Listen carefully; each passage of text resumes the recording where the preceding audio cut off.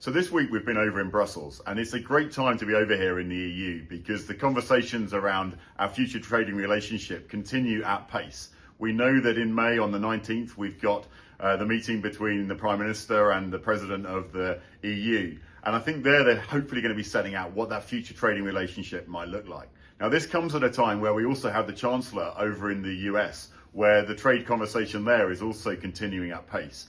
I think we have to recognise that the value of our trading relationship with the EU is some 7 times greater in food products than our exports to the US. So while the US is our second most important food export market, we can't afford to jeopardise our EU market to try and get that deal with the US.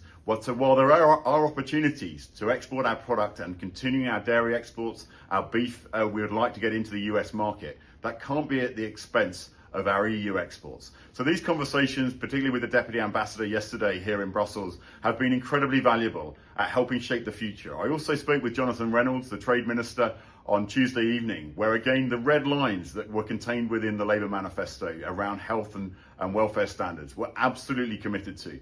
We hope the Chancellor, and we believe the Chancellor, is taking the same position in the conversations in the US, but this is a critical time for the future of those trade conversations.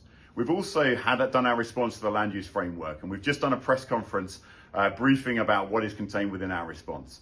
Fundamentally, we believe there is a danger that we're taking food production for granted, and that the productivity assumptions which have been made about improving productivity at 0.5% per year don't take into account the challenges that we're facing with climate change, but also really are taking our food production for granted. We have a growing population expected to grow to 77 million people by 2050. And so not only we can't afford to stand still, we must continue to produce more of the country's food, and we need a statutory food production target so that food production is not the poor relation when we're looking at those legislated environmental targets. There'll be more detail available on that on the website next week. I'd now like to hand over to Rachel and David Barton. I've just given evidence to the Planning and Infrastructure Committee. This bill's going through Parliament. It's at committee level now and will go to the Lords next. I made it very clear that there are elements of the bill that we do fully support. Anybody wants a planning system that works better.